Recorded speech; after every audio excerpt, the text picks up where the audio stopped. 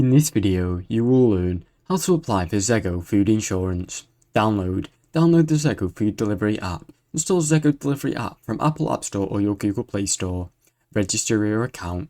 Open the app, select your location and tap register, then provide your details, including a promo code if you have one. After that, verify your email address through the confirmation email that will be sent to you. Set up your cover. In the app, navigate to cover section. Choose the type of vehicle you're using for deliveries, such as car, scooter or motorbike. Select hire or reward insurance. Then, which is required for delivery drivers. Ensure you have existing social, domestic or pleasure insurance.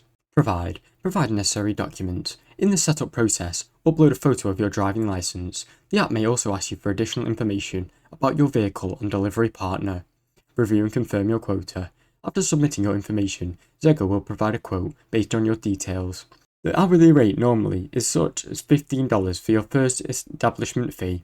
Activate your cover. Once accepting the quote, your pay-as-you-go cover will be activated. You'll be charged by the hour for the time you are actively delivering. The app will automatically pause your cover when you are not working. Now you know how to apply for food delivery insurance in Zego. Thanks for watching. Don't forget to like and subscribe.